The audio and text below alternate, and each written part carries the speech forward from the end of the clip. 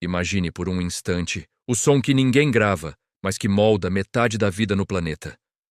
O sussurro úmido de bilhões de folhas que transpiram, respiram e enviam para o céu rios invisíveis de vapor. Agora imagine essa respiração ficando fraca, mais fraca, quase silenciosa. A Amazônia, esse imenso coração verde, pulsa menos a cada ano, e como todo coração doente, o mundo inteiro sente. Este é o Memorial do Mundo, e no vídeo de hoje vamos entrar no interior da floresta mais importante do planeta. Vamos entender por que a Amazônia determina o clima global, quem são os povos que há milhares de anos protegem esse território gigantesco, quais forças a ameaçam, e por que, silenciosamente, a sobrevivência de todos nós pode estar ligada ao destino desse bioma colossal. Prepare-se. Esta não é apenas uma viagem geográfica, é uma jornada moral, histórica e humana. O pulmão que não é um pulmão. Já faz décadas que se repete um clichê. A Amazônia é o pulmão do mundo. Mas a ciência corrigiu essa ideia. A floresta não produz oxigênio para o planeta em larga escala. Na verdade, consome quase tudo o que gera. Então por que ela é tão vital? A resposta é mais profunda. A Amazônia é um dos principais reguladores climáticos da Terra. Ela cria um fenômeno único chamado rios voadores. Milhões de árvores bombeiam para a atmosfera quantidades absurdas de água.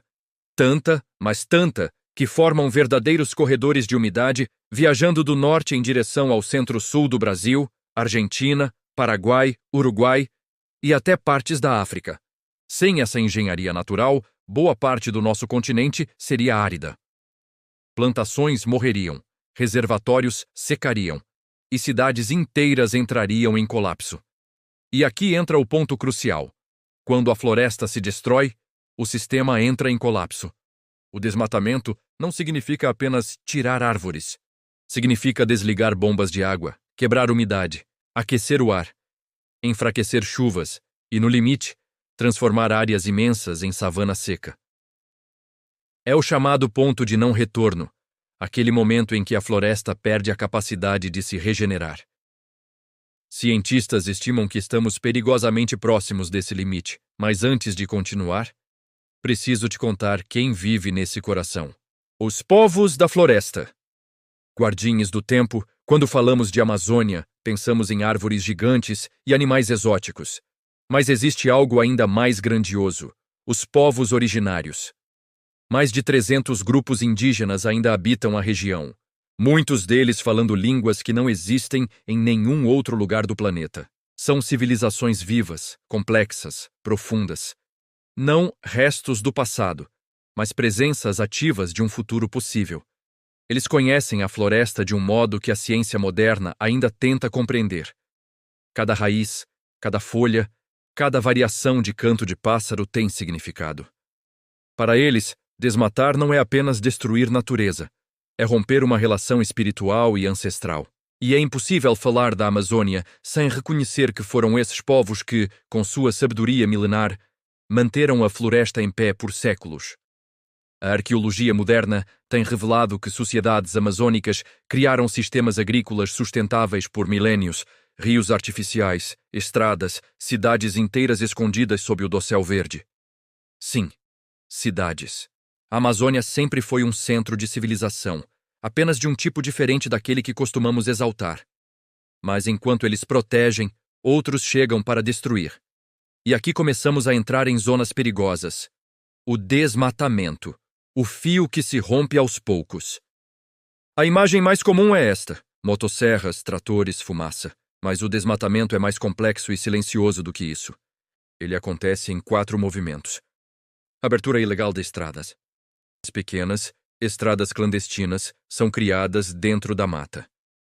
Elas não aparecem no mapa, mas facilitam a entrada de invasores. Grilagem de terras. Documentos falsos transformam terras públicas em propriedades privadas. É a fundação da destruição. Queimadas propositalmente desencadeadas.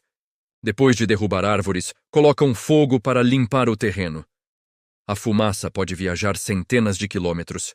Expansão agrícola predatória. A mata que levou séculos para crescer vira pasto em poucos meses. O resultado? Uma perda que não tem volta. E quando uma árvore cai, não cai sozinha. Cai junto um microclima, uma comunidade de insetos, uma ave que dependia daquele galho, um solo que ficará mais pobre, uma corrente de água subterrânea. O ciclo inteiro se rompe.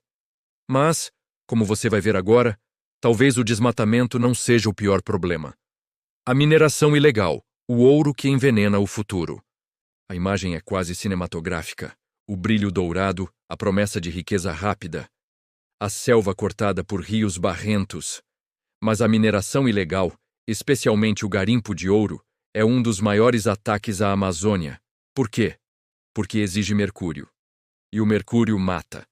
Ele envenena rios inteiros, se acumula nos peixes, sobe na cadeia alimentar e chega aos corpos humanos. Povos indígenas que dependem da pesca hoje carregam níveis de mercúrio muito acima do recomendável. Em algumas aldeias, crianças apresentam sintomas neurológicos silenciosos: perda de memória, dificuldade de concentração, alterações motoras.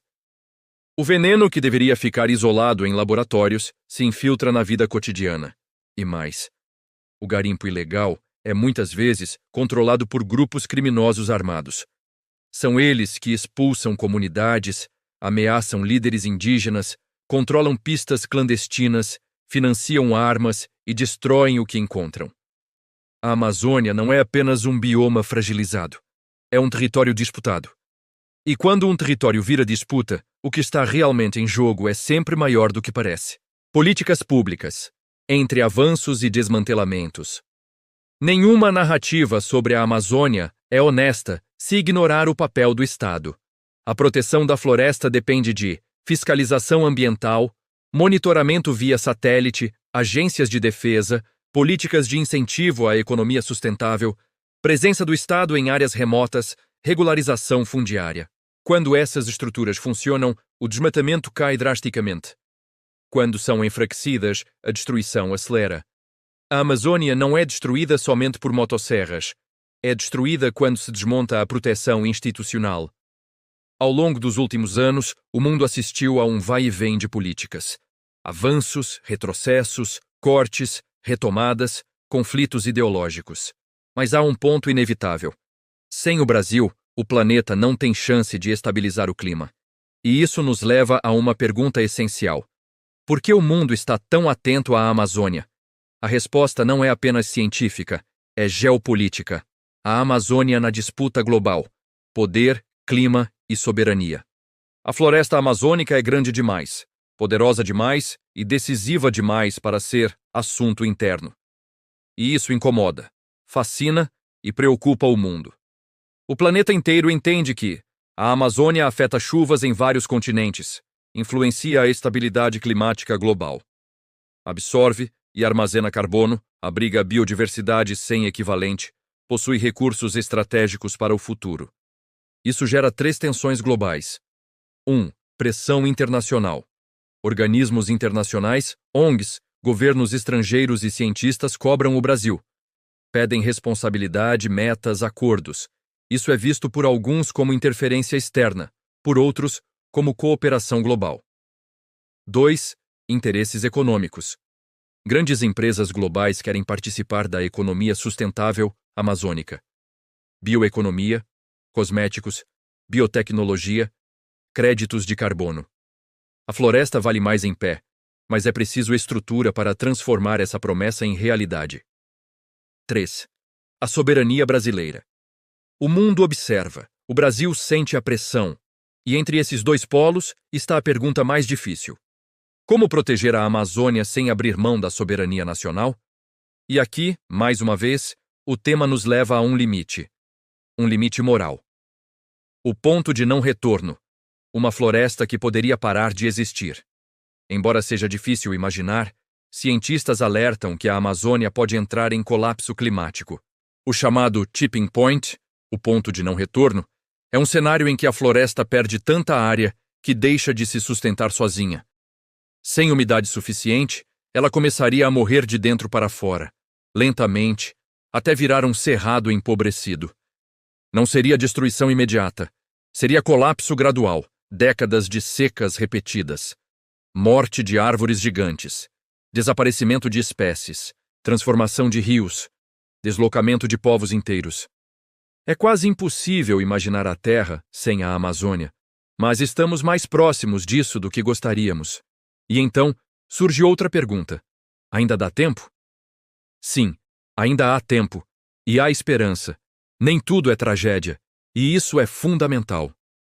Nos últimos anos vimos operações milionárias contra garimpo ilegal, demarcação e proteção de terras indígenas, recuperação de áreas degradadas, aumento da fiscalização, queda consistente do desmatamento em períodos específicos, maior pressão internacional por responsabilidade ambiental, surgimento de tecnologias brasileiras para monitoramento em tempo real.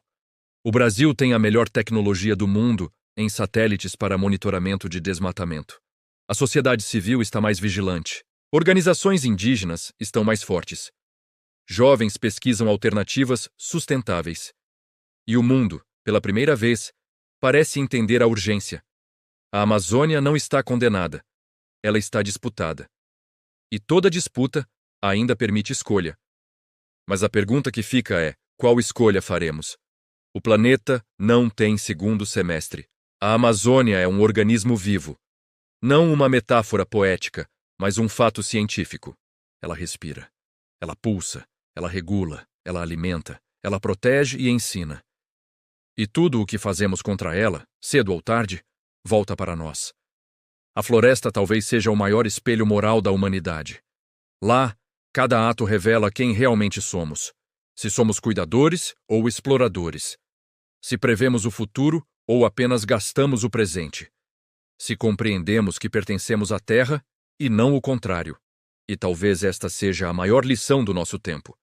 Salvar a Amazônia não é salvar árvores. É salvar a ideia de futuro. Se este vídeo tocou você e abriu seus olhos para a realidade da Amazônia, não esqueça. Aqui no Memorial do Mundo, cada episódio revela uma parte da história que está acontecendo agora, diante dos nossos olhos. Curta, comente e compartilhe. Isso ajuda enormemente nosso trabalho. E não se esqueça de se inscrever para não perder o próximo capítulo, onde vamos aprofundar outro tema que molda o nosso tempo. E talvez o seu futuro. Porque no fim, a memória é a única forma de não se perder o mundo.